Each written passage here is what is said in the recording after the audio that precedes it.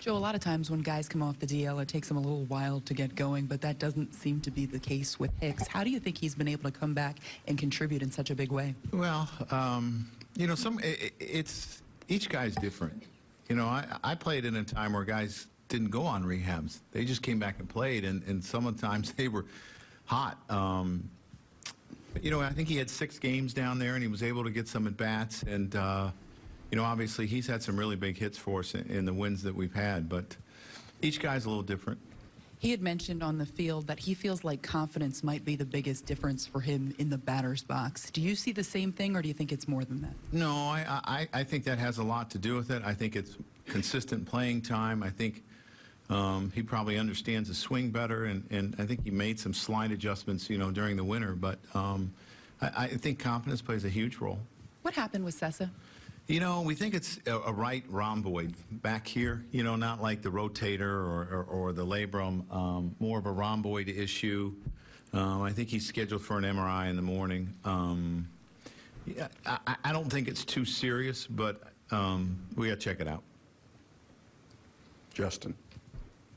Joe, how impressive is it that Sanchez reaches 20 home runs in mid-August after essentially missing a month? Yeah, it's impressive. I mean, the kid is a really talented hitter, and his at-bats have been really, really good lately. Long and making it hard for pitchers to get him out. You know, and it's good to see him go the other way. It's good to see Judgy go the other way with those, you know, those fastballs. And they can hit it out anywhere. And, you know, they don't have to necessarily pull the ball. So it's impressive what he does as a young hitter. Eric. Joe, when Judge is able to go the other way like that, what does that tell you about his swing and how he's... Well, it's driving it the other way, which tells you that mechanically he's more sound.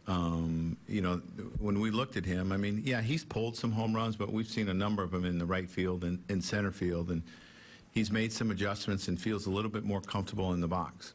To your left, Dave. Joe, I know a win is a win, basically this time of year, but, you know, you're down 2-0 to these guys. Yeah. It's obviously a bigger series.